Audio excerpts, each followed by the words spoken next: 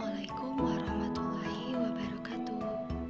Halo teman-teman, perkenalkan nama saya Putri Nurul Hidayati dengan NIM 207190008 dari kelas Tadris Biologi 4C. Kali ini saya akan membuat video untuk memenuhi UTS Reproduksi dan Embriologi yang diampu oleh Bapak Nanang Nofriyadi MPD. Kali ini saya akan menjelaskan materi sistem reproduksi pada tumbuhan yang mana memiliki struktur stamen atau benang sari, antera atau kepala sari, filamen atau benang sari, karvel atau putik, stigma atau kepala putik, dan stilus atau tangkai putik, dan memiliki ovarium atau bakal buah, sepal atau mahkota, ovule atau bakal biji, reseptakel atau dasar bunga, dan petal atau mahkota. Reproduksi tumbuhan adalah proses perkembangbiakan tanaman atau pembentukan individu baru atau keturunan pada tanaman agar tidak mengalami kepunahan. Adapun perkembangbiakan pada umumnya dibedakan dalam dua cara, yaitu yang pertama, perkembangbiakan aseksual atau vegetatif. Yang kedua, perkembangbiakan seksual atau generatif. Yang pertama, reproduksi aseksual atau vegetatif adalah reproduksi tanpa didahului oleh peleburan sel kelamin jantan dan sel kelamin betina. Memiliki dua cara. Yang pertama, vegetatif alami. Pada perkembangbiakan ini, calon individu baru terjadi tanpa peleburan dua buah gamet dan tanpa campur tangan manusia. Contohnya, pada tunas, stoloni geragi, rizoma atau akar tunggal, umbi lapis, umbi batang, tunas adventif, umbi akar, dan spora. Yang kedua, vegetatif buatan merupakan perkembangbiakan dengan bantuan campur tangan manusia.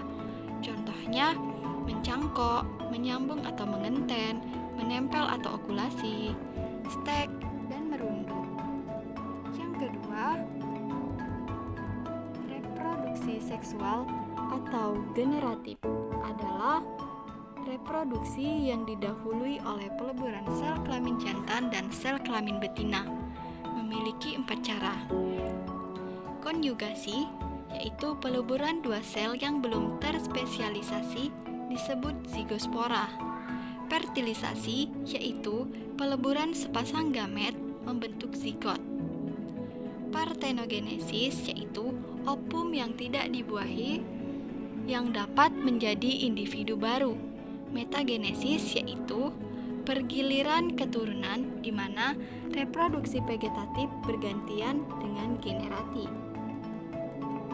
Adapun macam-macam penyerbukan, yang pertama, penyerbukan sendiri atau disebut autogami. Yang kedua, penyerbukan tetangga atau yang disebut dengan geitonogami. Yang ketiga, penyerbukan silang atau yang disebut dengan alogami. Dan yang keempat, penyerbukan bastar. Adapun perbedaan generatif dan vegetatif. Pada generatif, yang pertama, memiliki fertilisasi, yang kedua melibatkan dua induk, dan yang ketiga keturunannya bervariasi, maksudnya sama atau berbeda dengan induknya. Sedangkan pada vegetatif, yang pertama tanpa fertilisasi, yang kedua melibatkan satu induk, dan yang ketiga keturunan sama dengan induknya. Pada teknologi reproduksi tumbuhan, itu memiliki 4 cara.